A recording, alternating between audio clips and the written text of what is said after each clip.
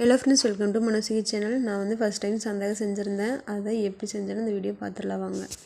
இதுதான் first time அப்படிங்கிறங்காட்டி எனக்கு கொஞ்சம் வந்து பக்குவம் சரியாக வரல. அடுத்த டைம் கரெக்டாக ட்ரை பண்ணிடணும்.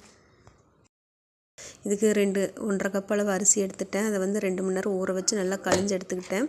கூடவே ஒரு மூடி அளவுக்கு தேங்காய் நல்லா துருவி அதையும் போட்டு நல்லா மிக்ஸ்சரில் போட்டு 2யும் அரைச்சி எடுத்துக்கிட்டேன். தேவையான அளவு உப்பும் சேர்த்துக்கிட்டேன் அதுலேயே. அதுக்கப்புறம் ஒரு இட்லி பாத்திரத்தில் தண்ணி ஊற்றி வச்சு தண்ணி காஞ்சதுக்கப்புறமா இந்த மாதிரி இட்லியை சுட்டு எடுத்துட்டேன். அதை வந்து இந்த சந்தக புளியற மிஷினில் போட்டு அந்த இட்லி எடுத்து அது பிடிக்கிற அளவுக்கு போட்டு அப்படியே டைட் பண்ணிவிட்டு சுற்றி எடுக்கும்போது இந்த மாதிரி வந்துச்சு.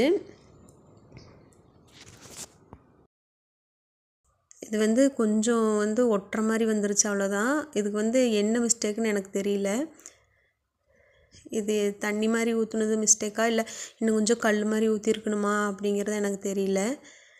ஆனால் அடுத்த டைம் ட்ரை பண்ணும்போது கொஞ்சம் கல் மாதிரி ஊற்றி பார்க்கணும்.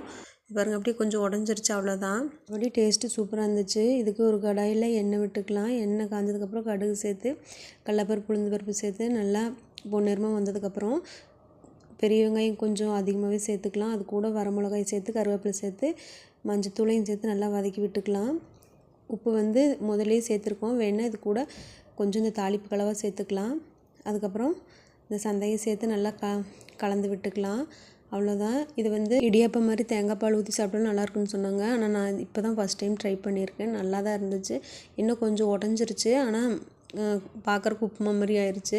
ஆனால் டேஸ்ட்டு வந்து ரொம்பவே சூப்பராக இருந்துச்சுங்க. எதனாலேன்னு இந்த மாதிரி பிடிஞ்சதுன்னு தெரில. உங்களுக்கு தெரிஞ்ச மறக்காம கமெண்ட் பாக்ஸில் கமெண்ட் பண்ணுங்கள்.